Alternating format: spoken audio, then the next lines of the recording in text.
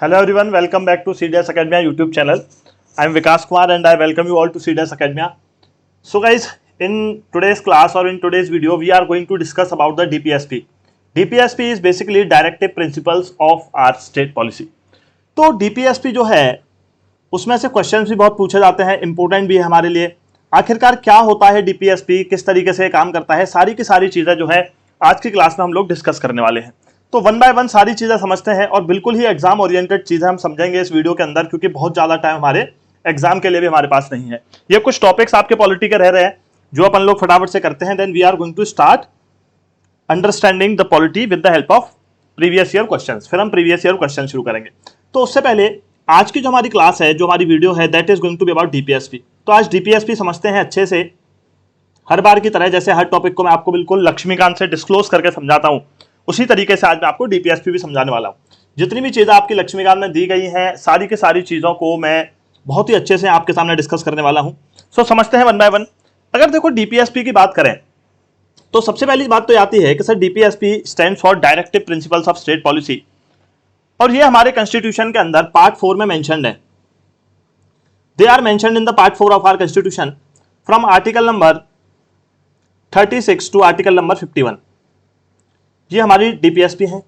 दूसरी चीज आती है कि कई बार क्वेश्चन ये पूछ लिया जाता है स्टेटमेंट वाइज फैशन में कि जो DPSP को इंक्लूड करने का जो आइडिया था वो हमारे कॉन्स्टिट्यूशन मेकर्स को कहां से आया। So that was picked from Irish constitution, और आयरिश कॉन्स्टिट्यूशन से पहले भी आपके स्पेनिश कॉन्स्टिट्यूशन में DPSP जैसी कुछ चीजें थी, तो स्पेन से लिया आयरिश कॉन्स्टिट्यूशन ने, और आयरिश कॉन्स्टिट्यूशन से हमने ये आइडिया ले लिया। अब तीसरी चीज आती है कि सर आखिरकार ये DPSP है क्या। अब देखो, आप एक तरीके से ये कह लो कि जैसे आप अपने घर में रहते हो तो हमारे घर में रखने की कुछ गाइडलाइंस हैं कि किस तरीके से हमें रहना है, क्या क्या करेंगे हम तो हमारे घर वाले खुश हो जाएंगे, क्या क्या हम करेंगे तो हमारे घर वाले नाराज हो जाएंगे। So there are certain ideals and principles, you can say. कुछ आइडियल्स और प्रिंसिपल्स होते हैं, कोई भी काम आप करने जाओगे तो कुछ आइडियल्स और प्रिंसिपल्स होते हैं कि अगर इन आइडियल्स और प्रिंसिपल्स पे ये काम किया गया तो ये काम बिल्कुल परफेक्टली कंप्लीट होगा। अगर आप उनसे थोड़ा बहुत भटके तो वहां गलतियां शुरू हो जाएंगी। तो उसी तरीके से जो DPSP है, they are basically the ideals and principles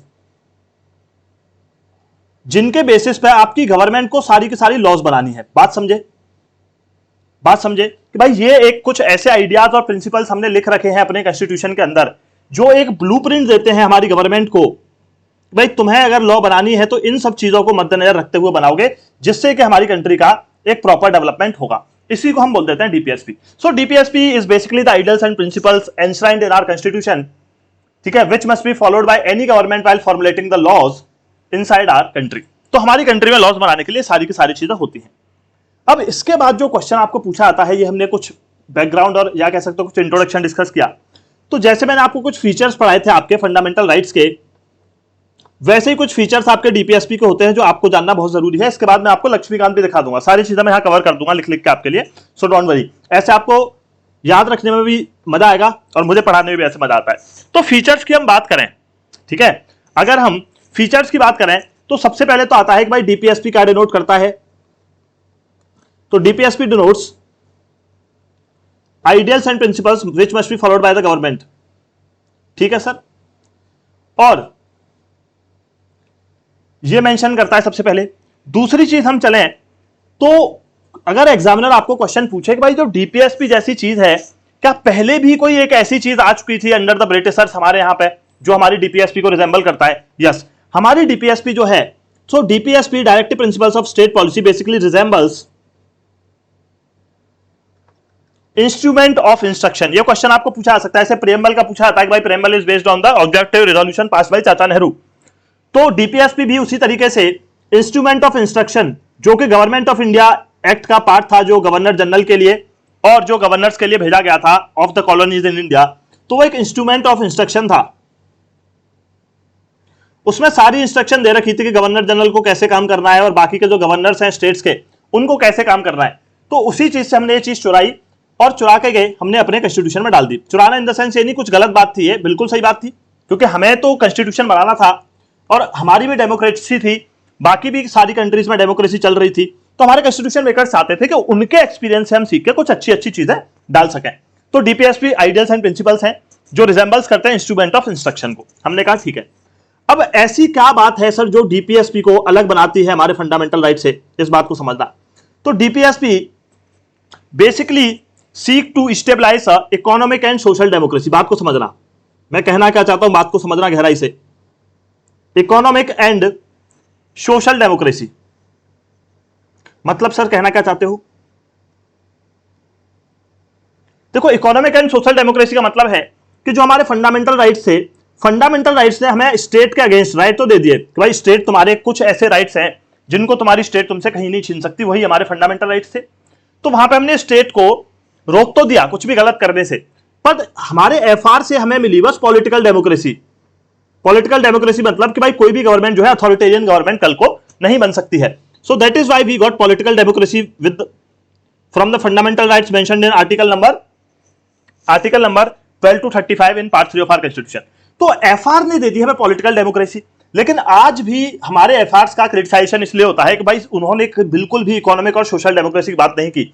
economic democracy मतलब जहां पे इकोनॉमिक डिस्पैरिटी से बचाया जाए लोगों को, सोशल डेमोक्रेसी मतलब जहां पे इक्वल राइट्स दिए जाए लोगों को। तो ऐसी कोई भी बात हमारे एफआर ने नहीं की, लेकिन ये बात कर दी हमारे डीपीएसपी ने, इसीलिए हमारे डीपीएसपी रहते हैं। तो ये क्वेश्चन आपको आ सकता है, भाई इकोनॉमिक और सोशल डेमोक्रेसी कौन स्टेबलाइज करता है? वो करते हैं डीपीएसपी, और इसी से हमारा आइडिया आता है वेलफेयर स्टेट का। तो DPSP stabilise the idea of welfare state. ये सारे पॉइंट्स आपकी लक्ष्मीकांत में एक्सप्लेन कर रखे हैं, वही मैं आपको बता रहा हूं। आगे चलते हैं। चौथी चीज आती है कि हमारी जो डीपीएसपी है, इज इट जस्टिशिएबल?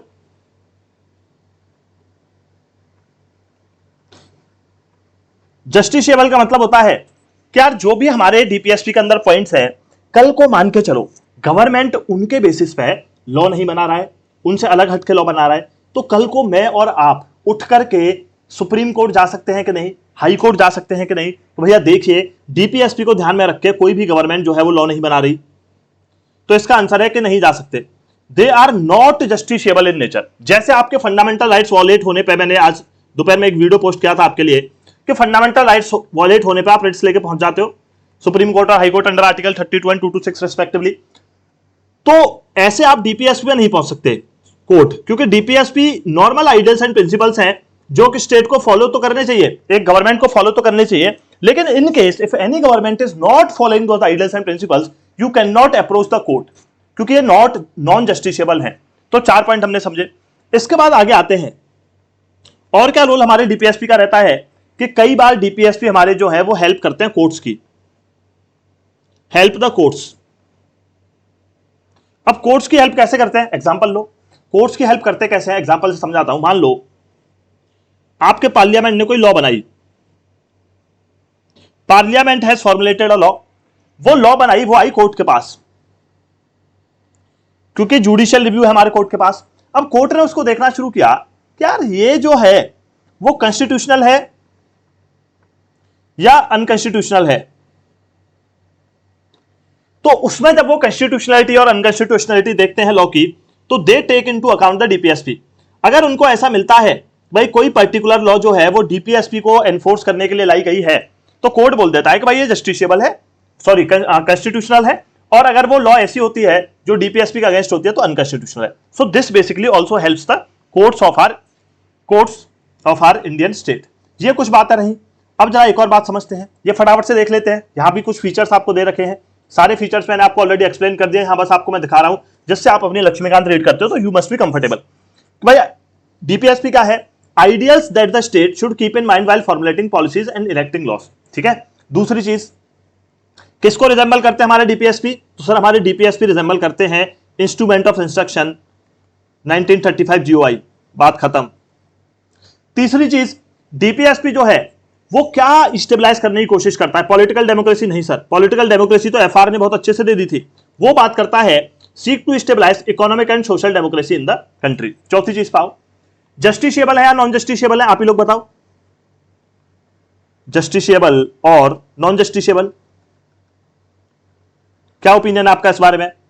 अभी बताया मैंने कि भाई they are non justiciable, that means you can not approach the court if any government fails to comply in accordance with the directive principles of our state policy. तो आप कभी भी court नहीं जा सकते, इसीलिए वो क्या है? नॉन जस्टिशिएबल है। आगे आइए, फिर मैंने आपको बताया कि डीपीएसपी हेल्प करते हैं आपके कोर्ट्स को to examine and determine the constitutional validity of any law. हमारे कोर्ट के पास जुडिशियल रिव्यू है, उसी जुडिशियल रिव्यू को फॉलो करके हमारा कोर्ट चेक करता है कि कोई भी एग्जीक्यूटिव ऑर्डर, कोई भी लेजिस्लेचर की लॉ वो अनकॉन्स्टिट्यूशनल तो नहीं है। अगर अनकॉन्स्टिट्यूशनल होती है तो इसको इनवैलिड कर देता है, वॉइड कर देता है, डिक्लेयर। तो ऐसी सिचुएशन में हमारे डीपीएसपी हमारे कोर्ट को हेल्प करते हैं। चलिए जी, ये बात भी हमने समझ ली।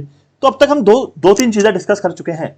क्या क्या डिस्कस कर चुके हैं? सबसे पहले डीपीएसपी है क्या, आइडियल्स एंड प्रिंसिपल्स, ठीक है, और वेलफेयर स्टेट की बात करेंगे, और सोशल एंड इकोनॉमिक डेमोक्रेसी लेकर के आएंगे। सारी चीज हमने बात की। दूसरी बात की हमने फीचर्स की। फीचर्स में मैंने 4-5 चीजें बताई। सबसे पहले आइडियल्स एंड प्रिंसिपल्स हैं। दूसरी चीज मैंने आपको बताई इंस्ट्रूमेंट ऑफ इंस्ट्रक्शन को रिजेंबल करते हैं। तीसरी चीज हमने डिस्कस की कि भाई नॉन जस्टिशिएबल इन नेचर है। वेलफेयर स्टेट की बात करते हैं, और वेलफेयर स्टेट कब बनेगा, जब हमारे पास सोशल एंड इकोनॉमिक डेमोक्रेसी होगी, उसकी बात करते हैं। सोशल एंड इकोनॉमिक डेमोक्रेसी की बात करते हैं। पांचवी चीज हमने देखी कि they also help the courts in examining the constitutional validity of any law. I hope यहां तक हर एक इंसान को सारी बातें क्लियर है। अब चलते हैं जरा नेक्स्ट। अब देखो, जब हम आगे पहुंचे, जब हम थोड़ा आगे पहुंचे तो हुआ क्या कि ओरिजिनली जो हमारा कॉन्स्टिट्यूशन था, दो बात समझना, ओरिजिनली कुछ तो हमारे डीपीएसपी ऑलरेडी थे हमारे कॉन्स्टिट्यूशन के अंदर, बट बाद में चल के according to the need of time we have also included some new DPSPs in our constitution. कुछ नए डीपीएसपी हमने समय के चलते अपने कॉन्स्टिट्यूशन के अंदर इंक्लूड कर लिए। तो वो नए डीपीएसपी सबसे ज्यादा इंपॉर्टेंट है, वो हमारे लिए इंपॉर्टेंट रहेंगे, क्योंकि जितने भी आर्टिकल्स या क्वेश्चंस मैक्सिमम आपका सीडीएस पूछता है तो वो उन्हीं के बेसिस पर पूछता है जो आपके डायरेक्टिव प्रिंसिपल्स बाद में ऐड किए गए। ठीक है, तो कुछ तो पहले से थे, कुछ हमारे ऐड किए गए, ये चीज आपको ध्यान रखनी है। दूसरी चीज क्या थी ओरिजिनली, पहला पॉइंट ये। सेकंड पॉइंट इज दैट कि हमारे जो डीपीएसपी है वो थोड़े से इरेगुलरली अरेंज्ड है। हमने बस आर्टिकल में दे दिया, ठीक है, आर्टिकल 36 से लेकर के आर्टिकल 51 तक हमने बहुत सारे डीपीएसपी दे दिए। अब देखो यहां पे मोस्टली स्टूडेंट्स को दिक्कत क्या आती है कि सर ये डीपीएसपी के सारे आर्टिकल्स याद करें। सर देखो, आइडियलिस्टिक सिचुएशन तो ये है कि आप उनको ऑर्गेनाइज करके और याद रखिए, ठीक है। सेकंड सिचुएशन ये है कि if you are facing a lot of issue in that, then you can only remember the new DPSPs which have been included by different amendments in our constitution, ठीक है। तो आपके लिए दूसरा ऑप्शन भी है। तो 36 से 51 हम बात करते हैं। तो अपनी खुद की अंडरस्टैंडिंग के लिए हमने क्या करा, we have divided this DPSP into 3 types. 3 तरीके से हमने इन डीपीएसपी को डिवाइड कर लिया अपने समझने के लिए। ये हमारे कॉन्स्टिट्यूशन ने डिवीजन नहीं दिया था, याद रखना। कई लोग मेरे से पूछते हैं, बोला सर अच्छा ये कॉन्स्टिट्यूशन में था। नहीं भैया, कॉन्स्टिट्यूशन में नहीं था, अपनी सहूलियत के लिए, अपने समझने के लिए हमने इसको बाद में इंक्लूड किया है। तो वो 3 कौन कौन से टाइप्स हैं? सबसे पहला आता है आपका सोशलिस्टिक प्रिंसिपल। अब देखो, सोशलिस्टिक प्रिंसिपल्स में हमने कौन से आर्टिकल्स डाले, कौन से प्रिंसिपल्स डाले अपने डीपीएसपी के, वो बात समझो। सोशलिज्म का मतलब मैं आपको समझा चुका हूं, जहां पे स्टेट ओन करेगी मैक्सिमम चीजें और वो डिस्ट्रीब्यूट करेगी इंडिविजुअल्स को, जिससे कि इकोनॉमिक डिस्पैरिटी ज्यादा ना आए और लोगों पे इक्वल डिस्ट्रीब्यूशन ऑफ इकोनॉमी हो। तो ऐसे सारे आर्टिकल्स डीपीएसपी के जो सोशलिज्म की बात करते हैं, उनको तो हमने इनके अंदर डाल दिया। दूसरा है गांधीयन प्रिंसिपल्स। तो देखो, जब हमारा कॉन्स्टिट्यूशन बना तो हमने जब डीपीएसपी डाले हमारे कॉन्स्टिट्यूशन मेकर्स ने, तो बहुत सारे प्रिंसिपल्स उन्होंने ऐसे डाले जो गांधीयन आइडियोलॉजी को फॉलो करते थे। तो जो गांधीयन आइडियोलॉजी कैसी थी, गांधी की आइडियोलॉजी कौन सी वाली थी? भाई पंचायत को, विलेज इंडस्ट्रीज को बढ़ाओ, पंचायत को ज्यादा राइट्स दो, कोऑपरेटिव सोसाइटीज बनवाओ, SC ST वाले लोगों पर ज्यादा ध्यान दो, इंटॉक्सिकेंट जो होते हैं आपके ड्रग्स वगैरह उनको ज्यादा कंज्यूम मत करो, जो स्लॉटर ऑफ काउज वगैरह है उसको, उस सबको मत करो। तो ये सारे प्रिंसिपल्स हमने गांधीयन प्रिंसिपल्स में डाल दिए। तीसरा आता है हमारा लिबरल इंटेलेक्चुअल प्रिंसिपल्स, जो मॉडर्न टाइम के हिसाब से चीजें सही हैं और जरूरी हैं हमारे रिसोर्सेज को बचाने के लिए, मॉन्यूमेंट्स को बचाने के लिए, साइंटिफिक कल्चर बढ़ाने के लिए, रैशनलिज्म बढ़ाने के लिए लोगों में। ये सारे जो प्रिंसिपल्स जो बाद की आइडियोलॉजी में हमारे आए, जब जैसे जैसे ह्यूमंस डेवलप किए, हम लोग डेवलप किए, हमारी आइडियोलॉजीज बदली, तो जो लेटेस्ट आइडियोलॉजीज के हमारे पॉइंट्स थे कि भाई पीस एंड सिक्योरिटी होनी चाहिए, मॉन्यूमेंट्स को बचाओ, कल्चर को बचाओ, साइंटिफिक लाइंस पे अपने आप को ऑर्गेनाइज करो, लोगों को एजुकेशन दो ज्यादा से ज्यादा। तो ये सारी चीजें डाल दी हमने लिबरल इंटेलेक्चुअल प्रिंसिपल्स में। चलिए अब वन बाय वन इन तीनों के हम पहले आर्टिकल्स देख लेते हैं। इट माइट बी पॉसिबल कि आपको वन गो में सारे आर्टिकल्स याद नहीं होंगे, लेकिन मैं आपको आर्टिकल्स यहां समझा देता हूं वन बाय वन कि भाई कैसे कैसे है। तो सबसे पहले आपके होते हैं सोशलिस्टिक प्रिंसिपल्स। तो सोशलिस्टिक प्रिंसिपल का सबसे पहला आर्टिकल है। उससे पहले मैं आपको कुछ बताना चाहूंगा कि हमारे जो डीपीएसपी है वो स्टार्ट हुआ हमारा आर्टिकल नंबर 36 से। तो मैं पहले आपको ये बता दूं कि आर्टिकल 36 क्या कहता है। आर्टिकल 36 कहता है भाई द वर्ड स्टेट, जैसे आपका आर्टिकल नंबर 12 था इन फंडामेंटल राइट्स, तो आर्टिकल 12 क्या कहता था भाई हमारे पार्ट 3 के अंदर जो वर्ड स्टेट यूज हुआ है उसका मीनिंग फलाना फलाना है। तो वैसे हमारे आर्टिकल 36 ने बोला कि जो हमारे पार्ट 4 में हमारे डीपीएसपी में जहां जहां भी स्टेट कॉन्स्टिट्यूशन के अंदर यूज हुआ है उस स्टेट का मतलब सेम है जो आर्टिकल 12 से है। इसका मतलब भाई स्टेट वर्ड में आपकी मैक्सिमम चीजें आ जाएंगी। कौन कौन सी चीजें आ जाएंगी जो आर्टिकल 12 में आती है? क्या क्या आता है उसमें? Legislative plus executive organs of centre and state. भाई सेंटर और स्टेट के आपके सारे के सारे लेजिस्लेटिव और ये सारे ऑर्गन्स आपके आ जाएंगे। ठीक है, आपकी लोकल अथॉरिटीज आ जाएंगी, आपकी पब्लिक अथॉरिटीज आ जाएंगी। वो मैं आपको आर्टिकल 12 में फंडामेंटल राइट्स में समझा चुका हूं। चलिए उसके बाद हम सोशलिस्टिक प्रिंसिपल पढ़ेंगे। पहले 36 और 37 तो देख लें कि सीधे 38 पे पहुंच गए हम। तो हमारा फिर 37 क्या कहता है, ये देखो आर्टिकल 37 हमारा क्या कहता है जी। हमारा आर्टिकल 37 कहता है कि जी देखो हमें पता है कि हमारे जो डीपीएसपी है this is non justiciable. What does it mean sir? It simply means कि अगर इनको कोई भी गवर्नमेंट फॉलो नहीं करती है तो आप कोर्ट नहीं जा सकते। तो नॉन जस्टिसेबल तो है हमारा डीपीएसपी, बिल्कुल है सर, लेकिन इसका मतलब यह नहीं है कि स्टेट इनको फॉलो ही ना करे।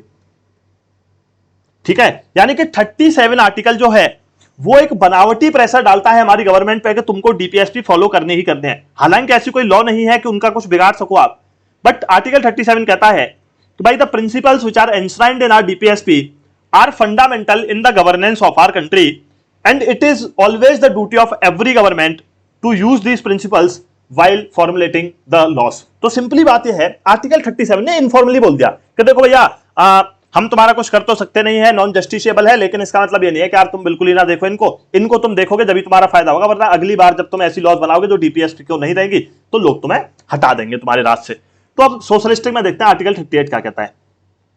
मैं शॉर्ट में तुम्हें फटाफट से एक्सप्लेन करूंगा उस तरीके से जिस तरीके से आपको याद रहे, उसके बाद डीपीएस की हम बाकी की बात करेंगे। तो 38 बेसिकली बात करता है to secure a social order for the welfare of the people. तो दो वर्ड आप याद रख लो, आपको एग्जाम में दिख जाएंगे, social order and welfare of people. तो article 38 basically talks about the social order and welfare of people. तो अगर हम बेसिकली बात करें to promote the welfare of the people, कि लोगों का वेलफेयर प्रमोट करना है, किसको? स्टेट को। ये आपकी गवर्नमेंट की बात हो रही है, स्टेट मतलब गवर्नमेंट की। ठीक है, भाई तुमको लोगों के वेलफेयर के लिए काम करना है, और वेलफेयर कब कर पाओगे? जब आप जस्टिस दोगे लोगों को, social, economic and political justice. तो ये हमारा आर्टिकल 38 कहता है। चलिए सर फिर आर्टिकल 39 हमारे सोशलिस्टिक प्रिंसिपल्स का क्या कहता है? तो इसमें हमने कुछ प्रिंसिपल्स डाल रखे हैं। There are certain principles which are included in article 39 which must be followed by the state. अब देखो सारे आप याद नहीं रख सकते, नो वरीज, डोंट वरी, मत रखो, लेकिन आपको एक आइडिया रहना चाहिए कि भाई अगर एग्जामिनर पूछ रहा है तो ये हमारा 38 का पार्ट है कि 39 का पार्ट है, तो 2-3 बार बस इसे रीड कर लेना। तो क्या क्या चीज आती है हमारे 39 में? Right of to adequate means of livelihood. ये आपके प्रीवियस ईयर क्वेश्चन में पूछा गया है, भाई right to adequate means of livelihood, कि भाई हर किसी बंदे को इक्वल अपॉर्चुनिटी मिलनी चाहिए लाइवलीहुड के लिए, पहला। दूसरा, equitable distribution of material resources of the community for the common good. देख लो, ये कहीं ना कहीं सोशलिज्म की डेफिनेशन तो है जो मैं भी आपसे बात कर रहा था। इन्होंने बोला है कि भाई सारे लोगों को कुछ इस तरीके से रिसोर्सेज हमें डिस्ट्रीब्यूट कर रहे हैं जिससे हर एक इंसान का भला हो सके। ठीक है, तीसरी चीज, prevention of concentration of wealth and means of production. देखो कहना क्या चाहते हैं ये, मैं आपके लिए हर एक आर्टिकल आज बहुत इजी करने वाला हूं, बट बस पेशेंस से सुनना और समझना। तो आर्टिकल 39 में जितनी भी चीजें है ना, वो लोगों के लिए इकोनॉमिक इक्वलिटी की बात करती हैं। किसकी? आर्टिकल 38 ने सोशल इक्वलिटी की बात की, ये इकोनॉमिक इक्वालिटी की बात करेगा मैक्सिमम। तो सबसे पहला पॉइंट तो ये बोलता है हमारा 39 कि भाई लाइवलीहुड के लिए सबको चांस मिलना चाहिए, right to adequate means of livelihood. दूसरा है कि भाई जो रिसोर्सेज है वो कुछ इस तरीके से डिस्ट्रीब्यूट करो कि सबका कॉमन गुड के लिए डिस्ट्रीब्यूट करो, ठीक है। तीसरी चीज ये कह रहा है कि भाई कंसंट्रेशन ऑफ वेल्थ बचाओ। कंसंट्रेशन ऑफ वेल्थ बचाओ का मतलब है कि भाई आप ऐसा ना करो कि सारा का सारा बिजनेस करने का, सारा का सारा प्रॉफिट का काम आप अंबानी, अडानी और इन सबको दे दो। कॉमन लोगों को भी पास रिसोर्सेज को डिस्ट्रीब्यूट करो जिससे वो भी अपना कुछ बिल्ड कर सकें और शांति से रह सकें, और इकोनॉमिक डिस्पैरिटी ना आए कि ऐसा ना हो कि कोई बहुत ज्यादा अमीर होगा, कोई बहुत ज्यादा गरीब होगा। तो लाइवलीहुड, कॉमन गुड के लिए रिसोर्सेज को बांटना, कंसंट्रेशन ऑफ वेल्थ को बचाना, ठीक है। Equal pay for equal work. तो आपने देखा होगा equal pay for equal work, in articles को समझने में थोड़ा टाइम लगता है, लेकिन सच बता रहा हूं, एक बार समझ लो आप। आज टाइम लगने दो जितना भी लगे, लेकिन आज मेरे से समझ के जाओ। Equal pay for equal work कि भैया अगर आप सेम काम कर रहे हो तो आपको सेम पैसा मिलेगा। अब इन्हीं सब चीजों को मद्देनजर रखते हुए आपने नहीं देखा क्या एक एक्ट आया था, मिनिमम वेजेस एक्ट, जिसमें यह डिफाइन किया गया था कि भाई फलाने काम के लिए इतना मिनिमम पैसा तो मिलेगा। तो अब देख रहे हो, यही तो हम बात कर रहे थे कि डीपीएसपी में जो चीजें दी हुई हैं उन्हीं को इंप्लीमेंट करना है सरकार को। तो धीरे धीरे सरकार ने बहुत सारे पॉइंट्स इंप्लीमेंट किए हैं। तो equal pay for equal work डाल दिया, ठीक है। और लास्ट जो है आर्टिकल 39 का पार्ट, वो है opportunity for healthy development of children, healthy development of children. और याद रखना ये जो 6th पॉइंट है आर्टिकल 39 का, opportunity for healthy development of children was added by 42nd CA. Last में मैं आपको बताऊंगा सारे कॉन्स्टिट्यूशन अमेंडमेंट एक्ट जिनसे कौन कौन से डीपीएसपीज आए, क्योंकि मैंने बताया था ये बहुत इंपॉर्टेंट है। तो ये सारे हमारे आर्टिकल 39 का पार्ट हो जाते हैं, सारे के सारे हमारे आर्टिकल 39 का पार्ट हो जाते हैं। आगे चलते हैं, फिर देखते हैं article number 39A is also the part of your DPSP. अब 39A को देखकर ना बड़ी आपको हैरानी हो रही होगी कि अरे सर ये तो कुछ सुना हुआ लग रहा है जो हमने जुडिशरी में पढ़ा था। तो 39A क्या कहता है, equal justice and to provide free legal aid to the poor. कि भाई देखो ऐसा है, हमारे देश के अंदर बहुत सारे गरीब लोग हैं, बहुत सारे गरीब लोग हैं जिनको पता ही नहीं है कि उनके साथ गलत हो रहा है, तो वो उस गलत को ना होने दे अपने साथ, यानी कि उनको जस्टिस मिल जाए। तो वो कभी भी केस वेस नहीं करते, ना जानते हैं कि कोर्ट कचहरी के चक्कर हैं इतने लंबे हैं, कभी नहीं करते। तो हमने एक 39 आर्टिकल डाला, ये भी आपका 42nd सीए से आया, याद रखना सारी चीजें। तो 39 क्या कहता है, ये कहता है कि equal justice and free legal aid to the poor, free legal aid to poor. भाई जो गरीब हैं उनकी कोर्ट फीस माफ कर दो, सारी चीजें माफ कर दो, जिससे कि वो कोर्ट आए और अपने लिए जस्टिस मांगे। तो free legal aid to poor article 39 कहता है। और याद करो, इसी को इंप्लीमेंट करने के लिए मैंने आपको बताया था, इसी को इंप्लीमेंट करने के लिए एक बॉडी आई थी NALSA, national legal service authority act. ये हम जुडिशरी में पढ़ेंगे जब एमसीक्यूज करेंगे, ठीक है। तो अभी बस इतना बताता हूं, 39 आया, वो भी 42nd से आया। फिर हम आगे बढ़े, फिर हमारा article 41 is the part of our socialistic principle. 41 क्या कहता है देखो, to secure the right to work, right to education and to public assistance in case of unemployment, old age, sickness and disablement. देखो कितनी जबरदस्त बात है ये। अगर ये सारी चीज हमारी गवर्नमेंट धीरे धीरे करके इंप्लीमेंट कर दे, हालांकि सब कुछ तो इंप्लीमेंट नहीं हो सकता due to the lack of resources, लेकिन कुछ चीजें हो सकती है इंप्लीमेंट इसकी। ये वही तो हम चीजें पढ़ रहे हैं जो सरकार को कल को इंप्लीमेंट करनी चाहिए लॉ बना बना के। तो यहां कितनी बढ़िया बात बताई गई है कि भाई राइट टू वर्क हर इंसान को है, राइट टू एजुकेशन हर बंदे को है, और इन केस कोई बंदा अनएम्प्लॉयड है, कोई बंदा ओल्ड एज में है जो काम नहीं कर सकता है, कोई बीमार है, तो भैया उसको सपोर्ट करो। सपोर्ट कौन करेगा, पब्लिक उसको असिस्टेंस देगी, पब्लिक मनी उसको असिस्टेंस देगा। बड़ी बढ़िया बात है, ये तो स्वीडन वीडन टाइप की बात हो गई। पांचवी बात, फिर आता है आपका आर्टिकल नंबर 42, ठीक है, human condition of work and maternity relief, ठीक है। आज की डेट में आप देखो जो मैक्सिमम आपके सेक्टर्स हैं उनमें जो गर्ल्स लोग हैं, तो due to the need of their body उनको मैटरनिटी लीव्स भी चाहिए होते हैं। मान लो व्हेन दे आर प्रेग्नेंट, तो 6 महीने 5 मतलब 4-5 महीने they are able to work somehow, but after 4 और 5 months they are not able to work, ठीक है। तो ऐसी सिचुएशन में उनकी नौकरी नहीं खा सकता कोई, तो उनको प्रॉपर लीव दी जाती है, मैटरनिटी लीव। आप देखते हो आजकल सेक्टर्स में तो वो चीज कहां से निकल के आई, वो आपकी डीपीएसपी से निकल करके आई। समझ रहे हो ना बात को। तो भैया जो जिन भी लोगों से काम करवा जाएगा उन्हें ऐसी कंडीशंस दी जाएंगी जिनमें वो काम कर सके, और मैटरनिटी रिलीफ ये आर्टिकल 42 है। फिर आता है article 43, to secure a living wage, a decent standard of life and social and cultural opportunities for all workers. Then 43A, steps to secure the participation of workers in the management of industry, कि जो industries के management हैं उसमें जो workers हैं उनके लोग भी पार्टिसिपेट करने चाहिए, जिससे कि वो अपने राइट्स को सामने रख पाए। This is the thing. और इसमें एक और आर्टिकल आपका बचता है, दैट इज आर्टिकल नंबर 47, और वो कहता है to raise the level of nutrition and standard of living of people and to improve public health. Public health को इंप्रूव करना है, लोगों का स्टैंडर्ड ऑफ लिविंग बढ़ाना है और लेवल ऑफ न्यूट्रिशन भी इंक्रीज करना है। अब फटाफट से आओ, आप लोग कहते हो सर याद नहीं होते, बताओ क्या था इनमें याद करने के लिए? सोशलिस्टिक प्रिंसिपल्स देखो, सबसे पहले हमने बात की थी आर्टिकल 38। आर्टिकल 38 क्या कहता था? To promote the welfare of the people by securing a social order permitted by justice, social, economic and political. ये हमने बात की थी। दूसरी चीज सोशल ऑर्डर की बात करता है, सोशल इक्वालिटी की बात कर रहा था ये, justice, social, economic and political. फिर हमने बात की थी आर्टिकल नंबर 39 की, जिसमें 6 चीजें थी जो कंसंट्रेशन ऑफ वेल्थ बचा रही थी, ठीक है, और आप कह सकते हो कि equal distribution of resources for the common good, और एडिक्वेट मींस ऑफ लाइवलीहुड भी हमारा उसका पार्ट था। तो ये सारे के सारे 6 चीज हमारी 39 में थी। तीसरा आर्टिकल इसके अंदर हमने पढ़ा, that was your 39A, to provide free legal aid to the poor. फिर हमने चौथा इसमें पढ़ा आर्टिकल नंबर 41। 41 क्या कहता है? Right to work, right to education, और पब्लिक असिस्टेंस मिलनी चाहिए अनएम्प्लॉयड लोगों को, ओल्ड एज लोगों को, बीमार लोगों को। फिर 42 पढ़ा, उसमें क्या था कि ह्यूमन कंडीशंस होनी चाहिए वर्क के लिए और मैटरनिटी रिलीफ होनी चाहिए। फिर पढ़ा जी हमने आर्टिकल 43। 43 कह रहा था भाई एक लिविंग वेज तो इंसान को मिलनी चाहिए, उसका स्टैंडर्ड ऑफ लाइफ भी इंक्रीज करना है, और कहीं ना कहीं उसके सोशल और कल्चरल अपॉर्चुनिटीज भी उसको प्रोवाइड करनी है। फिर पढ़ा 43A, जो कहता है कि भाई वर्कर्स, ठीक है, participation of workers in the management of industry. Then last में लेवल ऑफ न्यूट्रिशन बढ़ाना है बाय द 47 आर्टिकल, लोगों का स्टैंडर्ड ऑफ लाइफ और पब्लिक हेल्थ को भी इंप्रूव करना है। सो 1 2 3 4 5 6 7 8, these are the articles which are mentioned in our directive principle of state policy under the socialistic principles। तो ये बात हुई सोशलिस्टिक प्रिंसिपल्स की। नेक्स्ट हम आते हैं और बात करते हैं गांधीयन प्रिंसिपल्स की। आप 2-3 बार रिवाइज करो, देखो मैं आपको चैलेंज देता हूं, जरूर याद होंगे अगर आप आर्टिकल्स को समझ गए हो तो। आर्टिकल्स को अगर आप समझ गए हो तो जरूर याद होंगे। Then comes Gandhian principles.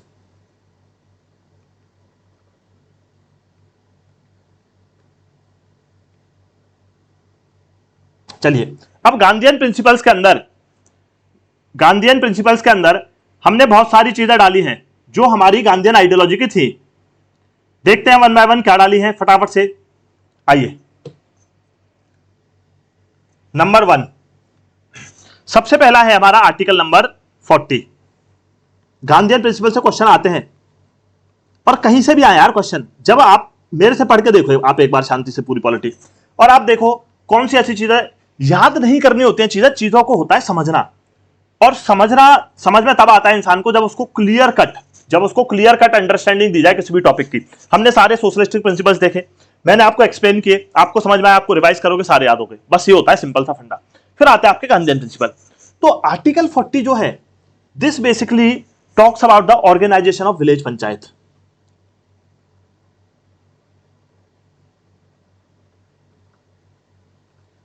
देखो गांधी जी हमेशा जो है वो विलेज पंचायत के फेवर में थे, तो इन्होंने बोला कि भाई विलेज पंचायत ऑर्गेनाइज करवानी चाहिए, और हमें विलेज पंचायत को पावर भी देनी चाहिए, जिससे कि they must emerge as the units of self government. अब देखो इसके पीछे का सोच क्या रही होगी गांधी जी की, कि अगर गांव में कोई डिस्प्यूट हो रहा है और village is the grass root level, ठीक है, वो बिल्कुल ग्रास रूट लेवल पे अगर थोड़ी चिंगारी उठी, अगर वो चिंगारी वहीं बुझा दी जाए तो कभी वो आगे चल के दिक्कत देगी। सिंपल सी बात थी गांधी जी की, भाई विलेज पंचायत तुम ऑर्गेनाइज कराओ, जो भी छोटे मोटे मसले तुम्हारे हैं वो कोर्ट तक पहुंचेंगे ही नहीं, उन्हें विलेज पंचायत रिजॉल्व कर देगी। तो आर्टिकल 40 यही कहता है कि भाई विलेज पंचायत ऑर्गेनाइज कराओ, और इसी को मद्देनजर रखते हुए आपने देखा हमारा 73rd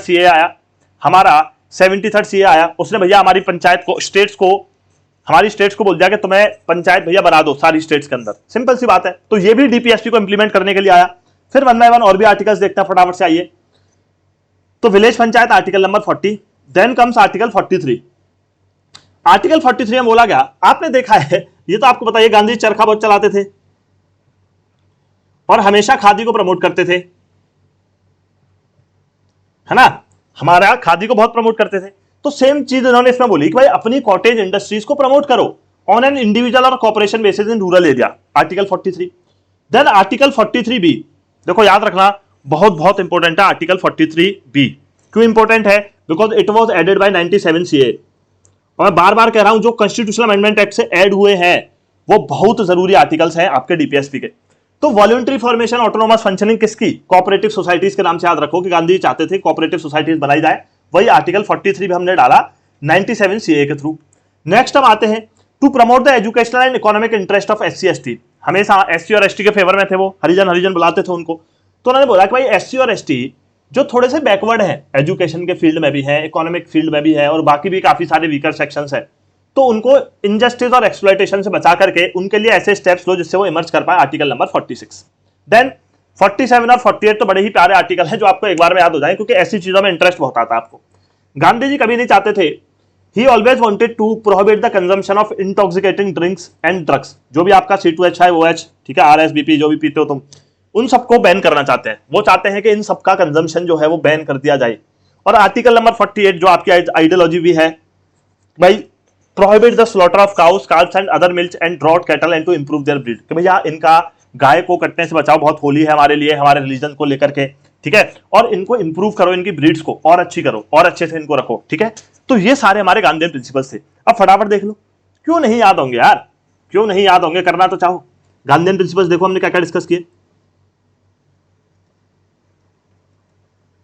सबसे पहला था मेरा article 40 which was talking about the village panchayat. और आपको ये कीवर्ड्स ही याद रखने होते हैं, बाकी आप देख के कर लोगे ऑप्शन, ठीक है। आर्टिकल फिर आता हमारा आर्टिकल 43। आर्टिकल 43 क्या कहता है भैया? कॉटेज इंडस्ट्रीज को बढ़ाओ इन विलेज रूरल एरियाज। तीसरा नंबर पे हमने पढ़ा आर्टिकल 43 बी। 43 बी क्या कह रहा था? प्रमोशन ऑफ व्हाट, ठीक है, कोऑपरेटिव सोसाइटीज। और ये बना कौन से? हमारे अमेंडमेंट एक्ट से। Sir this was not formed by the 97 CA से हमारा 43 भी आया, 97 सीए। चलिए आगे। फिर हमने बात की, सर कुछ एससी एसटी के भी एक्सप्लॉयटेशन को बचाने की वो बात कर रहे थे, आर्टिकल 46 में कर रहे थे, बिल्कुल। फिर हम आगे आए तो सर कुछ कंजम्पशन दारू वारू बंद कराने की बात कर रहे थे, हाँ आर्टिकल 47 में कर रहे थे। अच्छा सर काय बाय के स्लॉटर की भी बात कर रहे थे, बिल्कुल कर रहे थे, आर्टिकल 48 में कर रहे थे। बात खत्म। बताओ क्यों नहीं याद होंगे? बताओ जरा, मेरे को बताओ कमेंट सेक्शन में। सर नहीं हो रहा याद। आर्टिकल 40 बात की विलेज पंचायत है, कॉटेज इंडस्ट्री, कोऑपरेटिव सोसाइटी। 46 में हमने बात की कि भैया एससी और एसटी के इंटरेस्ट को बचाना है, उनके एक्सप्लॉयटेशन को बचाना है। 47 में दारू वारू सब बंद करनी है, और भैया स्लॉटर ऑफ काउस बचाना है, उनकी ब्रीड को इंप्रूव करना है। ये है आपके Gandhian principles of your directive principles of state policy. आइए जरा आगे, and let's talk about the liberal and intellectual. इसमें सारी वही चीज डाली हमने जो आज की डेट के हिसाब से धीरे धीरे इवॉल्व हुई। कौन कौन सी है, वन बाय वन देखते हैं। आइए, सबसे पहला आर्टिकल 44। ये तो बहुत पॉपुलर है, इस पर ऐसे वैसे भी आता है लिखने को, यूनिवर्सल अडल्ट फ्रेंचाइज। भैया बहुत पॉपुलर है, इसको सब जानते हैं कि हमारी कंट्री में एक यूनिफॉर्म सिविल कोड बनाओ, एक यूनिफॉर्म सिविल कोड बनाओ। और यूनिफॉर्म सिविल कोड में क्या होगा कि कास्ट वगैरह सारी चीजें साइड रख के रिलीजन वगैरह ऐसी लॉज बनेंगी जो हर किसी पे इंप्लीमेंट होगी, लेकिन ऐसा हमारी कंट्री में अभी होना पॉसिबल नहीं हुआ। दूसरा है आर्टिकल 45। अब जरा याद करो, आर्टिकल 45 से कुछ याद आया? 86 सीए। मैंने बोला था बहुत इंपॉर्टेंट है ये, मैंने फंडामेंटल राइट्स में पढ़ाया था। क्यों इंपॉर्टेंट है? क्योंकि सबसे पहले तो भैया इसने आर्टिकल 21 लेकर के आ गया ये, ठीक है। इसने एक फंडामेंटल ड्यूटी ऐड कर दी, हमारे डीपीएसपी के स्टेटमेंट को बदल दिया। 3 काम इसने किए थे, तीनों मैं बता चुका हूं आपको फंडामेंटल राइट्स में। Find out them from that video if you haven't watch that video. तो इन्होंने बोला कि भाई लोगों को अर्ली चाइल्डहुड केयर मिलनी चाहिए बच्चों को, and education for all children until they complete the age of 6 year. भाई जब तक कोई भी इंसान 6 साल का नहीं हो जाता तो उसकी देखरेख रखना, उसको एजुकेशन प्रोवाइड करना, ये सारे के सारे काम है। Then comes article number 48। 48 क्या कहता है? एग्रीकल्चर और एनिमल हस्बेंड्री, कि भाई जो आप पालते हो, जो गाय वगैरह पालते हैं, डेयरी फार्मिंग वगैरह आपकी है, एग्रीकल्चर है, उनको मॉडर्न साइंटिफिक लाइंस पर ऑर्गेनाइज करो। देन 48A, 48A क्या कहता है आपका, ठीक है, तो ये तो हमारे 86 से हुआ, 45 अमेंडमेंट भी याद रखने हैं। चलिए हमारा 48A क्या कहता है, to protect and improve the environment and to safeguard forest and wild life. तो इसी को मद्देनजर रखते हुए देखो कितने सारे आए, वाइल्ड लाइफ प्रोटेक्शन एक्ट, फलाना एक्ट, ढिमका एक्ट, तो इन्हीं सब चीजों से तो हमारी लॉस बन रहे हैं, हमारे डीपीएसपी से ही तो बॉयज एंड गर्ल्स हमारी लॉस बन रहे हैं, वैसे बन रहे हैं। To protect and improve the environment and to safeguard forest and wild life. हमने कहा ठीक है जी sir, no issues, no issues, no problem. चलिए जी, ये आर्टिकल 48A रहा हमारा। And article 48A was added by 42nd CAA। इन सबको भी एक जगह पे मैं लिखा दूंगा, नोट कर लेना वाइल वॉचिंग द वीडियो और उनको रिवाइज कर लेना। चलिए नेक्स्ट आते हैं। Then comes 49। 49 कहता है कि हमें अपने मॉन्यूमेंट्स को बचाना है। ये नहीं है भैया कि तुम जा रहे हो मॉन्यूमेंट पर घूमने, ठीक है, और पान मसाला खाया तुमने और थूक दिया वहीं, ठीक है। तो to protect the monuments, places and objects of artistic and historic interest, कि भैया जो आर्टिस्टिक और हिस्टोरिक इंटरेस्ट के मॉन्यूमेंट्स हैं, चीजें हैं, ऑब्जेक्ट्स हैं, उन सबको बचाना है जो नेशनल इंपोर्टेंस के हैं। 49। फिर आता है 50। Separate the judiciary from the executive in the public service of the state. Very important, very very very important, याद रखना 50 को। अब आप देखो हमारे डीपीएस में बोला है कि भाई हमेशा जुडिशरी को एग्जीक्यूटिव से अलग रखो, always separate judiciary from executive. Why? क्योंकि देखो आपको पता है कि जुडिशरी का काम क्या है कि एग्जीक्यूटिव ऑर्डर्स को और लेजिस्लेटिव ऑर्डर्स को चेकआउट करना। अब अगर आप जुडिशरी और एग्जीक्यूटिव को अलग नहीं रखोगे, मान लो कल को अगर आपका एग्जीक्यूटिव पीएम सीओएम यही सब आपके जजेस वगैरह को अपॉइंट करने लगे, तो ये उन्हीं बंदों को करेंगे ना जो इनको पीएम सीओएम को फेवर करें। बिल्कुल सर। तो अगर वो इनको फेवर करेंगे तो कभी भी हमारी फ्री डेमोक्रेसी चल पाएगी नहीं sir. It will be the hindrance to a true democracy. तो इसीलिए बोला गया कि भाई हमेशा एग्जीक्यूटिव और जुडिशरी को अलग रखो। इसी के लिए हमने बहुत सारे इफेक्ट्स लिए, ठीक है। 2014 में जब आपका एनजीएसी आया था, नेशनल जुडिशियल अपॉइंटमेंट कमीशन, बता देता हूं थोड़ा। अभी हमारे जो जजेस अपॉइंट होते हैं वो प्रेसिडेंट अपॉइंट करता है in consultation with the chief justice of India and the collegium 4 senior most जजेस। तो 4 सीनियर मोस्ट जज से पूछ के सीजीआई किसी को डिसाइड करते हैं और प्रेसिडेंट को उसी बंदे को जज अपॉइंट करना पड़ता है। सुप्रीम कोर्ट के जज अपॉइंट होते हैं उनको अपॉइंट तो प्रेसिडेंट करता है, लेकिन प्रेसिडेंट पूछता है सीजीआई से और सीजीआई पूछता है 4 और सीनियर मोस्ट जजेस से। इसको बोलते हैं कॉलेजियम।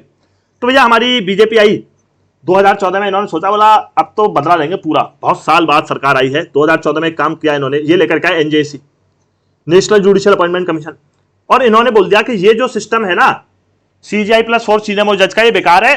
एक बॉडी बनाएंगे हम एनजेसी, वो अपॉइंट करेगी जजेस। इतना भाई साहब इन्होंने बोला ही था कि सुप्रीम कोर्ट एकदम राइफल लेके तैयार। सुप्रीम कोर्ट बोला अच्छा हमारे राइट्स हमसे ही छीन रहे हो। तो सुप्रीम कोर्ट आया, सुप्रीम कोर्ट ने बोला कि भैया देखो this is basically mentioned in the article 50 of our DPSP, और भी कई जगह पे का रेफरेंस इन्होंने दिया, और इन्होंने बोला कि भाई सीधे सीधे लिखा हुआ है कि एग्जीक्यूटिव और जुडिशरी का तो कोई मेल ही नहीं है। तो सुप्रीम कोर्ट बोला बेटा ठीक है बेटा, बाप से पंगा मत लो, और इन्होंने एनजेएसी को अनकॉन्स्टिट्यूशनल एंड वॉइड डिक्लेयर कर दिया इसी आर्टिकल को मद्देनजर रखते हुए। तो आर्टिकल 50 कहता है कि सेपरेट करो पावर्स को, ठीक है, और फिर पुराना सिस्टम स्टेबलाइज कर दिया था। ये हुआ था आपका एक राइवलरी गवर्नमेंट और सुप्रीम कोर्ट के बीच में। फिर आता है आर्टिकल 51।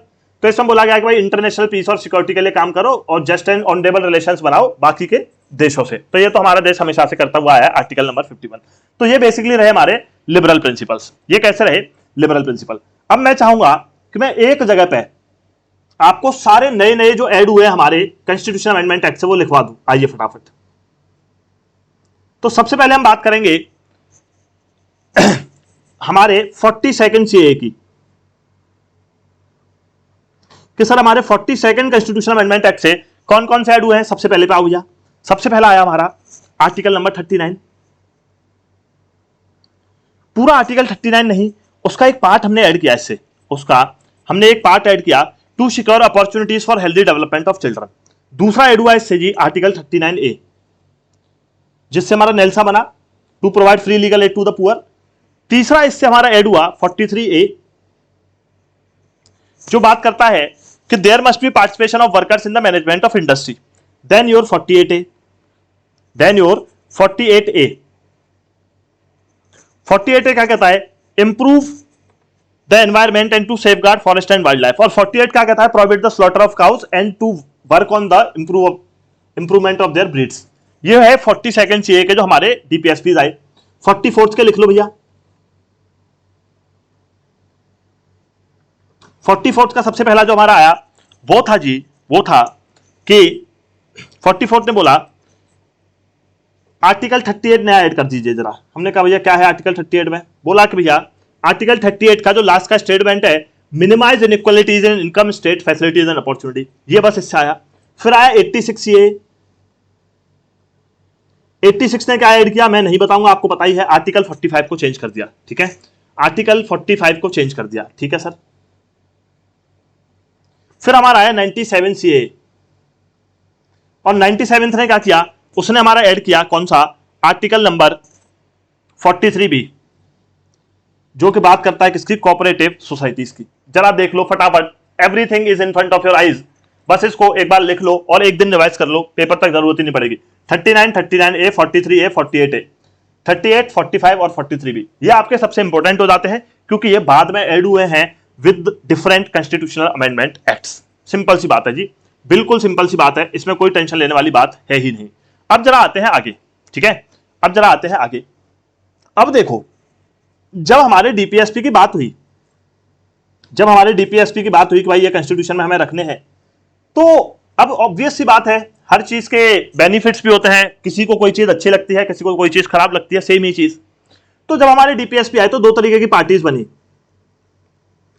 कुछ लोगों ने क्रिटिसाइज किया बहुत ज्यादा, ठीक है, कुछ लोगों ने क्रिटिसाइज किया, उन्होंने बोला कि यार डीपीएसपी बहुत बेकार है, बहुत ही वाहियात चीज है, इसको रखना ही नहीं चाहिए कॉन्स्टिट्यूशन में, बेकार है, कुछ फायदा नहीं होगा इसका। कुछ लोगों ने इसको फेवर किया। तो अब कुछ कुछ पॉइंट्स हैं जो मैं आपको बताना चाहूंगा कि लोगों ने इसको क्रिटिसाइज क्यों किया, और ऐसे पॉइंट्स क्या थे, ऐसे क्या पॉइंट्स थे कि भाई कुछ लोगों ने इसको फेवर किया। सबसे पहली बात तो देखो, क्रिटिसिज्म में सबसे पहले तो यही बोला गया कि यार देखो तुम डीपीएसपी रख तो रहे हो, लेकिन मान लो तुम, सबसे पहला क्रिटिसाइजेशन क्या था कि तुम डीपीएसपी रख तो रहे हो, लेकिन कल को इनको कोई फॉलो ही नहीं करेगा, इनको कल को कोई फॉलो नहीं करेगा तो तुम क्या कर लोगे। तो हमें पता है कि हमारी इंडिया में बहुत ढीठ लोग ही रहते हैं, जब तक वो कहते हैं ना, हमारे यहाँ एक कहावत चलती है इंडिया में कि लातों के भूत बातों से नहीं मानते। वही सेम चीज इन्होंने बोली कि भैया कोई लीगल फोर्स ही नहीं है, तो तुम भले ही इतने सारे डीपीएसपी इंक्लूड कर दो, कोई इनको फॉलो नहीं करने वाला। पहला क्रिटिसाइजेशन। दूसरा दिया गया कि भैया इलॉजिकली अरेंज्ड है।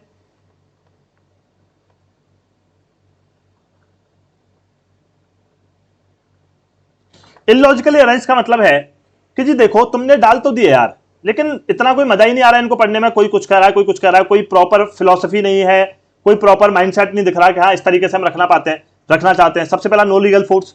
दूसरा है भैया इलॉजिकल अरेंज है। क्रिटिक्स ने बोला कि DPSP are not arranged in a logical manner based on consistent philosophy. एक बंदे थे एन श्रीनिवासन, उन्होंने बोला directives are neither properly classified nor logically arranged, कि ना तो इनको ढंग से क्लासिफाई किया है ना लॉजिकली अरेंज किया गया है। तीसरा बोला गया कंजर्वेटिव है। भाई साहब इतनी बेइज्जती करी ना, इतनी बेइज्जती करी इस बात पे, तो आइवर जेनिंग्स ने बोला था, सर आइवर जेनिंग्स ने बोला, वो बोले आइवर जेनिंग्स ने बोला कि यार ये बहुत ही कंजर्वेटिव है, तुम्हारे जो डीपीएसपी हैं बहुत ही ज्यादा कंजर्वेटिव है। ठीक है, गुस्सा तो बहुत आया मैं सुन के, भाई तुम अंग्रेज हो, तुमने हमसे गलती से एक बार बोल दिया था कि कॉन्स्टिट्यूशन बना के दिखा दो, तो हमारे मोतीलाल नेहरू ने ऐसा कॉन्स्टिट्यूशन तुम्हारे मुंह पे फेंक के मारा था कि तुम्हारी हवा खराब हो गई थी, और तुम हमें सिखा रहे हो कॉन्स्टिट्यूशन कैसे बनाते हैं। तुमसे आज तक अपना कॉन्स्टिट्यूशन लिखा नहीं गया, तुमसे आज तक जुडिशियल रिव्यू आया नहीं, और तुम हमें सिखा रहे हो कि हमारे डीपीएसपी खराब है। गुस्सा तो बहुत आया, लेकिन क्या करें, सुननी पड़ी हमें।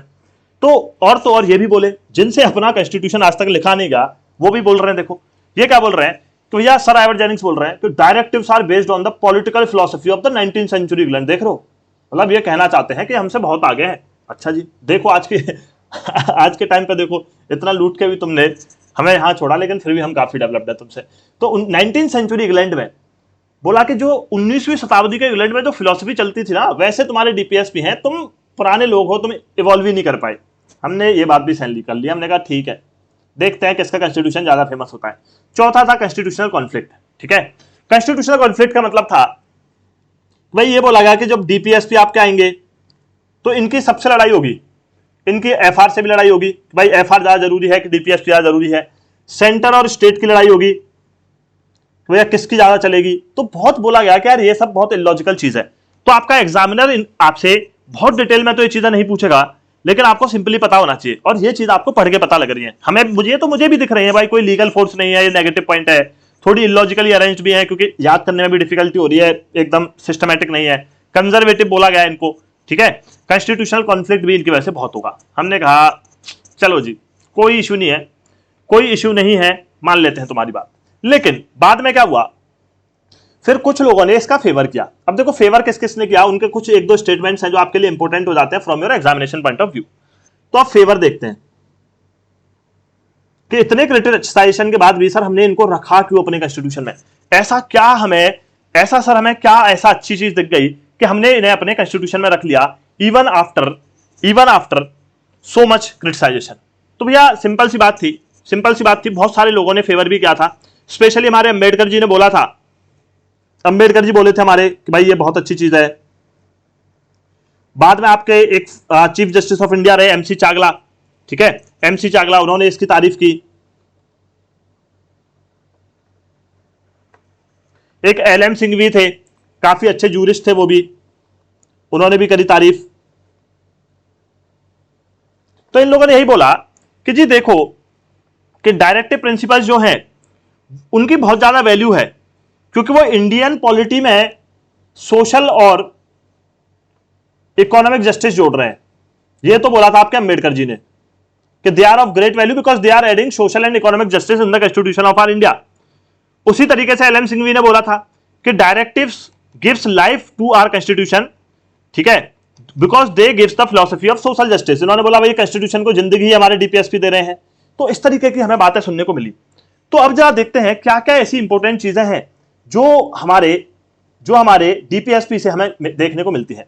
सबसे पहले ये बात तो आप जानते हो, they are like instrument of instruction. भाई इनसे हमें पता लगता है कि सरकार को एक्चुअली करना क्या है। They are useful beacon lights to the court. Court इसकी हेल्प से समझ पाते हैं कि कौन सी लॉ वैलिड रहनी चाहिए, कौन सी इनवैलिड रहनी चाहिए, ठीक है। They form the dominating background to all state action, legislative और एग्जीक्यूटिव। एम्पलीफाई द प्रियम्बल, क्योंकि प्रियम्बल में हम बात करते हैं we the people of India having solemnly resolve to constitute India into a sovereign socialist democratic, ठीक है, and to provide its citizens justice social economical and political. तो भैया पॉलिटिकल जस्टिस तो एफआर ने दे दी, अब तुम अपने प्रियम्बल में लेके घूम रहे हो कि हम सोशल और इकोनॉमिक जस्टिस भी देंगे, लेकिन अपने कॉन्स्टिट्यूशन में कहीं भी तुम सोशल और इकोनॉमिक जस्टिस की बात ना करो तो आयरनी हो जाएगी। तो प्रियम्बल की बातों को ये सच करता है, ठीक है, हमारे कोर्स को हेल्प करता है कॉन्स्टिट्यूशनलिटी डिटरमाइन करने में। ये सारे इसके अच्छे पॉइंट्स हैं। और क्या क्या अच्छे पॉइंट्स हैं? Facilitate stability in domestic and foreign policy. अब देखो हमारी सरकार भले ही बदल जाए, सरकार की आइडियोलॉजी, बात को समझो, सरकार बदल गई, सरकार की आइडियोलॉजी भले ही बदल जाए, लेकिन सरकार को लॉ तो डीपीएसपी के बेसिस पर बनाने, तो एक यूनिफॉर्मिटी रहेगी हमारी लॉ मेकिंग में, ठीक है। दूसरी चीज है supplement to the fundamental rights. क्यों है सप्लीमेंट? क्योंकि फंडामेंटल राइट जो कि सिर्फ पॉलिटिकल डेमोक्रेसी की बात करते हैं, and they were lacking in talking about the social and political democracy, तो सॉरी सोशल एंड इकोनॉमिक, वो काम कर दिया डीपीएसपी ने, रहा बचा काम, ठीक है। फेवरेबल एटमॉस्फेयर बनता है, एनेबल द अपोजिशन। अब अपोजिशन को क्या मिलता है? देखो अब जो आपकी अपोजिशन है, मान लो अभी कांग्रेस है, जो डीपीएसपी है वो हमारे अपोजिशन को भी तो एक हक देते हैं कि भाई तुम जाओ इनकी पहले लॉ देखो, इनकी लॉ देखने के बाद आप डीपीएसपी में झांको, और जहां आपको ये मिले कि ये डीपीएसपी को इंप्लीमेंट नहीं कर रहे तो इनको क्रिटिसाइज करो, जिससे कि फेयर कंपटीशन बना रहे, ठीक है। क्रूशियल टेस्ट है for the performance of the government. भाई सरकार ने आखिरकार किया तो किया क्या, क्या इन्होंने सच में डीपीएसपी को इंप्लीमेंट किया या नहीं किया? बिल्कुल सही बात। And they also serve as common political manifesto. Common manifesto क्या होता है? जो सरकार आके चिल्लाती है कि हमारी सरकार आएगी तो हम ये कर देंगे, ये फ्री कर देंगे, ये वो कर देंगे। तो ये सारे जो पॉलिटिकल मैनिफेस्टो बनते हैं ये भी डीपीएसपी को मद्देनजर रख के बनते हैं। सो ये एक पॉलिटिकल मैनिफेस्टो इनका कहीं ना कहीं मिला जुला सा तैयार हो, उसमें भी डीपीएसपी हमारी हेल्प करती है। तो जो मैंने आपको ये इसके क्रिटिसिज्म बताए, फेवर में मैं जो भी पॉइंट्स आपको बताए, they are important only for your general understanding, but इनको लाइन टू लाइन रटना आपके एग्जाम के लिए आपको जरूरी नहीं है। They are only for your particular understanding, कि आपको पता रहे कि भाई क्या फायदा है डीपीएसपी का, कुछ ऐसे नुकसान है कि कहां हमारी डीपीएसपी लैग करता है। अब ये जो टॉपिक है काफी इंपॉर्टेंट है, conflict between fundamental rights and directive principles. और मैं प्रॉमिस कर रहा हूं बहुत ज्यादा दिक्कत रहती है लोगों को ऐसे टॉपिक्स को समझने में, लेकिन आज मैं आपको समझाता हूं ये वाला टॉपिक, मजा आ जाएगा आपको। पूरी लड़ाई बताऊंगा कहां कहां से शुरू हुई और कहां पे जाकर लड़ाई एक्चुअली जो है आपकी खत्म हुई। अब देखो हमारा कॉन्फ्लिक्ट रहा बिटवीन फंडामेंटल राइट्स, तो हमें तो पता ही था कॉन्फ्लिक्ट तो होने वाला है। तो conflict between FR and DPSP. कभी तो बोला गया कि भाई एफआर ज्यादा इंपॉर्टेंट है, डीपीएसपी उतनी नहीं है। कभी बोला गया कि डीपीएसपी ज्यादा इंपॉर्टेंट है, एफआर नहीं है। तो आखिरकार फाइनली मुद्दा क्या आया वो मैं आपको समझाऊंगा वन बाय वन, और ये सारे के सारे जजमेंट्स हैं, इनको थोड़ा सा याद रखना।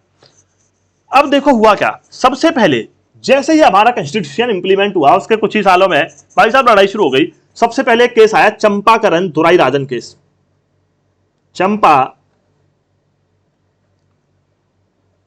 चंपाकरण दुराईराजन केस।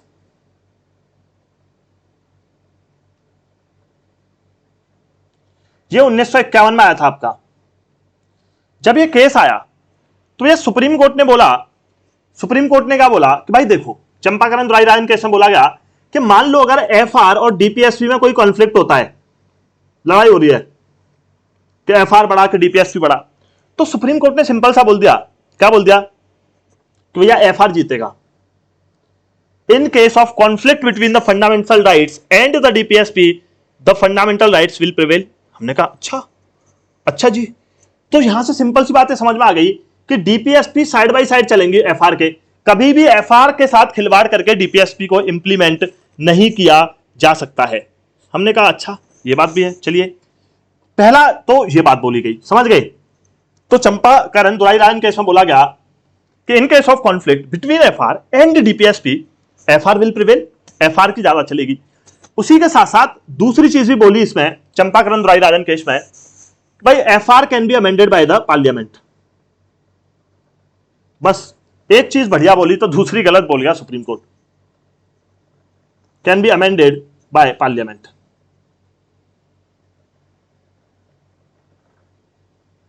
हमने बोल दिया भाई फंडामेंटल राइट्स को अमेंड किया जा सकता है, और अमेंड कौन करेगा, पार्लियामेंट करेगा। बस फिर क्या था, इतना बोलने की ही तो देर थी। अब आप जानते हो हमारे देश में कैसे लोग हैं, हमारी गवर्नमेंट की आंखें खड़ी होगी, बोला ओ भाई साहब क्या बात है, क्या बात है, बहुत बढ़िया, अब देखो अब बवाल मचाएंगे। तो भैया दुनिया भर के अमेंडमेंट्स लेकर के आ गए। ये फर्स्ट अमेंडमेंट लेकर के आए, फिर फोर्थ लेकर के आए, ठीक है, फोर्थ के बाद 17th अमेंडमेंट एक्ट लेकर के आए, और इन एक्टों के जरिए से इन्होंने थोड़ा तहलका मचाने की कोशिश की, और सबसे मेन तहलका इन्होंने क्या मचाया, ठीक है, क्या मचाया वो हम देखते हैं। ठीक है, इन्होंने फर्स्ट लाए, फोर्थ लाए, सारे अमेंडमेंट्स लेकर आए, और इन अमेंडमेंट्स के थ्रू इन्होंने डीपीएसपी को एफआर के ऊपर रख के इंप्लीमेंट करने की कोशिश की। याद रखना, वैसे डायरेक्टली तो ये एफआर के ऊपर डीपीएसपी को रख नहीं सकते थे, क्योंकि सुप्रीम कोर्ट ने बोल दिया था चंपाकरण दुराईराजन केस में, लेकिन फिर उन्होंने अमेंडमेंट कर करके फंडामेंटल राइट्स को, डीपीएसपी को उनसे सुपीरियर बनाने की कोशिश करी। तो सुप्रीम कोर्ट ने देखा, बोला यार थोड़ी सी सहूलियत क्या दे दी इनको, ये तो सर पे चढ़ गए। फिर सुप्रीम कोर्ट फिर से आया, मस्त चश्मा वश्मा लगा के एकदम बढ़िया, बोला इधर आओ इधर आओ। तो फिर आया वो गोलकनाथ केस में। अब सुप्रीम कोर्ट का माथा खनका, ये आया आपका 1967 में, गोलकनाथ केस आया 1967 में। सुप्रीम कोर्ट ने बोला, ठीक है, सुप्रीम कोर्ट ने सीधे सीधे बोल दिया कि fundamental rights can't be amended to implement DPSP, बात खत्म। तो ये जो तहलका मचाया आपकी गवर्नमेंट ने, फर्स्ट सेकंड फोर्थ, तो सिंपल सी बात बोली गई कि भैया parliament can not take away any of the fundamental rights, और दूसरी बात, या फिर आप ये कह सकते हो कि fundamental rights can not be amended for the implementation of the directive principle of state policy. अब थोड़ा सा मजा आया सुप्रीम कोर्ट को। तो फिर क्या हुआ, अब पार्लियामेंट भी शांत नहीं रहने वाला था। क्यों? क्योंकि पार्लियामेंट को एक जड़ी बूटी मिली थी। जड़ी बूटी क्या है, ये थी ना, ये रही जड़ी बूटी। इन्होंने बोला कि चलो ठीक है, हम क्यों डीपीएसपी की बात करें, भैया हम फंडामेंटल राइट्स को तो अमेंड कर सकते हैं ना अपन। तो इन्होंने करना शुरू करा फिर से वही काम। तो फिर से इन्होंने एक 24th और 25th अमेंडमेंट एक्ट लेकर के आए, ठीक है, 24th और 25th लेकर के आए। तो उनसे इन्होंने क्या किया, सबसे पहले 24th आया। ये जो सीक्वेंस ऑफ इवेंट्स है ना, इसको एक बार तुम पढ़ लोगे ना तो तुम्हें मजा भी आएगा और हमेशा याद भी रहते हैं, और इनसे फिर कंप्लीट नॉलेज बनती है आपकी पॉलिटी की कि भाई कैसे कैसे चीजें इमर्ज हुई हैं। तो पहले आप देख सकते हो चंपाकरण ने बोला कि भैया एफआर के ज्यादा सुपीरियर हैं, इनको अमेंड नहीं किया जा सकता डीपीएसपी को इंप्लीमेंट करने के लिए, लेकिन एफआर को पार्लियामेंट अमेंड कर सकती है अलग से। तो फर्स्ट, फोर्थ और 17th अमेंडमेंट एक्ट लेकर के आए, जहां पे एफआर को अमेंड किया गया डीपीएसपी को मद्देनजर, डीपीएसपी को इंप्लीमेंट करने के लिए। फिर सुप्रीम कोर्ट को गुस्सा आया, सुप्रीम कोर्ट ने बोला तुम ये नहीं कर सकते। फिर भैया एक तो 24 CA लाई, एक 25 लाई, दोनों के कारनामे सुनो क्या क्या बोला इन्होंने। 24 में तो पता नहीं कौन सा जहर खा के आई थी हमारी सरकार, इतना बड़ा स्टेटमेंट दे दिया इन्होंने।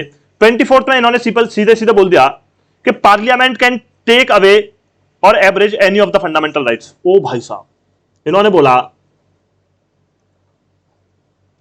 Parliament can abridge any FR। देख रहे हो कितनी बड़ी बात है। 24 CA में सरकार ने बोल दिया कि भाई पार्लियामेंट जो है वो बॉस है, जिस FR को चाहेगा उसको बदल देंगे, रोक के दिखा दो। और 25 में दो चीजें बोली इन्होंने। 25 में दो चीजें बोली इन्होंने। क्या बोला 25 में? पहली चीज सुनो क्या बोली, ध्यान से सुन लेना, बस खत्म कर दूंगा अभी आपका DPSP 10 मिनट के अंदर।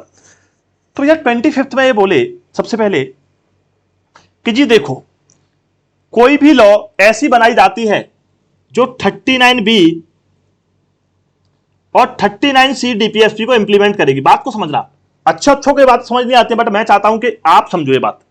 39B और 39C हमारे दो डायरेक्टिव प्रिंसिपल्स हैं स्टेट पॉलिसी के। तो सिंपल सी बात ये बोली गई कि भाई अगर 39B और 39C के DPSP को इंप्लीमेंट करते करते अगर लोगों का article 14 equality before law and equal protection of law and article 19 protection of 6 rights, right to freedom of speech, ठीक है, freedom of speech, assembly, movement, residence, ठीक है, प्रोफेशन, जो 6 राइट्स आपके होते हैं, और आर्टिकल 31, बात खत्म। अब देखो, अब मैं रिपीट करूंगा एक स्टेटमेंट, मैंने सब लिख दिया, आप सुनो। 25 CA में सीधे से बोला गया कि अगर इन दोनों DPSP को इंप्लीमेंट करने के लिए आपका आर्टिकल 14 बाहर में जाए, आपका आर्टिकल 19 बाहर में जाए और आपका आर्टिकल 31 राइट टू प्रॉपर्टी बाहर में जाए। यह भी बहुत बड़ी बात बोल दी इन्होंने। सुप्रीम कोर्ट अब तक सुन ही रहा है, बोला यार इनकी तो चमड़ी मोटी होती जा रही है, सुधर ही नहीं रहे। दूसरी चीज इन्होंने बोली कि भैया कोई भी लॉ जो बनाई जाएगी ऊपर वाले प्रोविजन को कंप्लीट करने के लिए वो नॉन जस्टिसेबल होगी। सुप्रीम कोर्ट बोला कि भाई साहब, मतलब ठीक है तुम थोड़ा बहुत उछल सकते हो, इतना मतलब किसी भी फंडामेंटल राइट को अमेंड कर दोगे, 14, 19 और 31 गया तेल लगाने, कोई भी लॉ नॉन जस्टिसेबल रहेगी। सुप्रीम कोर्ट सुन रहा है। सुप्रीम कोर्ट ने कहा यार इतने नहीं चलेगी। तो अब तक के देखो जजमेंट समझ में आ रहे हैं। Champakam Dorairajan, first 4th 17th amendment act, फिर गोलकनाथ में बोला गया FR को नहीं अमेंड करेंगे DPSP के लिए, फिर 24, 25 आ गए, फिर आया सुप्रीम कोर्ट। सुप्रीम कोर्ट ने बोला तुम रुक जाओ, तुम ही देखूंगा मैं। फिर भैया सुप्रीम कोर्ट लाया केशव नंदा भारती केस।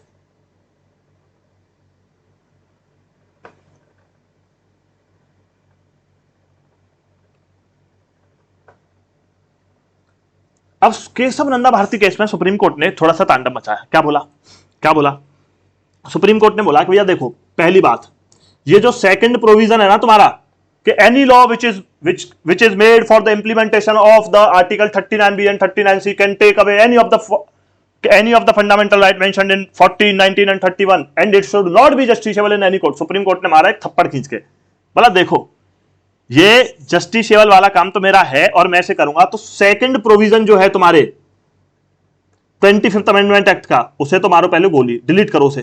तो भैया वो अनकॉन्स्टिट्यूशनल इन्होंने डिक्लेयर कर दिया। तो ये जो सेकंड प्रोविजन था इसको भगाया सबसे पहले सुप्रीम कोर्ट ने। बोला कि भैया कोई भी लॉ ऐसी बना तो तुम सकते हो जो 39B और 39C को इंप्लीमेंट करेगी, आर्टिकल 14, 19 और 31 को साइड में रख के, लेकिन वो नॉन जस्टिसेबल नहीं होगी। सुप्रीम कोर्ट उसको जस्टिसेबल करेगा और अगर वो सच में वैलिड लगेगी तो सुप्रीम कोर्ट उसको कुछ नहीं कहेगा। सिंपल सी बात तो ये बोल दी, चलिए कोई दिक्कत नहीं, ठीक है। फिर क्या हुआ, फिर सरकार को और चमड़ी आई। फिर सरकार आई भैया 42nd अमेंडमेंट लेकर के, 42nd CA, हमारी गवर्नमेंट आई 42nd CA लेकर के। 42nd CA में उन्होंने क्या कहा, आप देखिए जंग देखो, आप मजा आ जाएगा आपको। जब मैं पहली बार पढ़ रहा था मैंने कहा यार ऐसा भी होता था क्या, ऐसा भी हुआ है हमारे, मतलब सुप्रीम कोर्ट और गवर्नमेंट की अलग ही लड़ाई चल रही है। 42nd CA में सरकार को भी गुस्सा आया, बोला अच्छा हमारे दूसरे प्रोविजन को इनवैलिड करोगे, अब आओ तुम यह नहीं देखा तो किसको देखा। सरकार बोली देखो भैया सुनो, अभी तक तो हमने बोला था कि 39B और 39C को इंप्लीमेंट करने के लिए किसी भी आर्टिकल का बहिष्करण हम कर सकते हैं। अब इन्होंने बोल दिया कि भैया देखो, किसी भी डायरेक्टिव प्रिंसिपल को किसी भी डायरेक्टिव प्रिंसिपल को, अभी तक तो क्या बोला था 39B एंड 39C, 42nd में इन्होंने बोला भाई कोई भी डीपीएसपी को इंप्लीमेंट करने के लिए हम आर्टिकल 14, आर्टिकल 19 और आर्टिकल 31 को गोली मार देंगे। अब देखो मतलब सरकार बढ़ाते जा रही है अपने काम, और सुप्रीम कोर्ट ने अभी तक कोई बहुत बड़ा जजमेंट नहीं दिया। सुप्रीम कोर्ट सुनते ही जा रहा है, थोड़ा बहुत चेंजेस कर रहा है बस। देख रहे हो केशवानंदा भारती केस में इन्होंने सेकंड प्रोविजन को हटाया तो सरकार बोली कि अब तक तो 39B और 39C की बात थी, अब हम किसी भी डीपीएसपी को इंप्लीमेंट करने के लिए तुम्हारे 14, 19 और 31 को नहीं देखेंगे। सुप्रीम कोर्ट बोला अच्छा जी अच्छा। फिर क्या हुआ, फिर आया Minerva mills case, 7th Minerva mills case. Supreme court बोला यार ये तो ज्यादा मजाक कर रहे हैं। सुप्रीम कोर्ट ने बोला देखो पहली बात तो तुम्हारे जो 42nd CA में तुमने कहा है ये अनकॉन्स्टिट्यूशनल है।